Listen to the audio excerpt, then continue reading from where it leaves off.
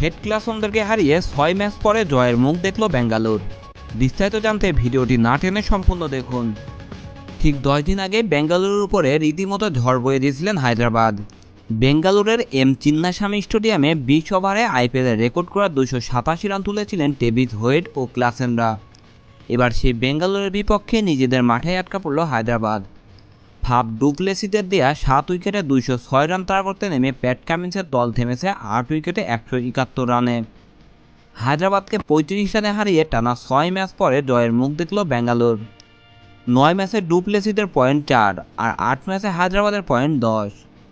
টানা হারের মধ্যে থাকা বেঙ্গালুর শুধু জয়ে ফেরেননি, হায়দ্রাবাদকেও তাণ্ডব থামিয়েছেন। 15 এপ্রিল বেঙ্গালুরের বিপক্ষে 287 রান তোলার পরের ম্যাচেই দিল্লি ক্যাপিটালসের বিপক্ষে 266 রান তুলেছিল কামিন্সের দল। সেটি ছিল এবারের আইপিএলে হায়দ্রাবাদের 8ম ম্যাচের চতুর্থ দ্বিশতক আর তৃতীয় 260+ ইনিংস। আজ নিজেদের মাঠে রান তাড়াই আরেকবার 200 পার করার সুযোগ ছিল কামিন্সদের, কিন্তু হেড ক্লাসেনদের হাত খোলারই সুযোগ দেয়নি বেঙ্গালুর। উইল জ্যাক্সের বলে হেড ফেরেন প্রথম ওভারেই।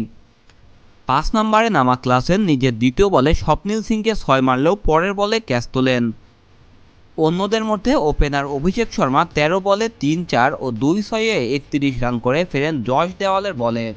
পাওয়ার প্লেতে 62 রানে 4 উইকেট হারিয়ে ফেলা হায়দ্রাবাদ শেষ পর্যন্ত শাহবাজ আহমেদের 37 বলে 40 ও কামিন্সের 15 বলে 31-এর সৌজন্যে 150 পার করেন।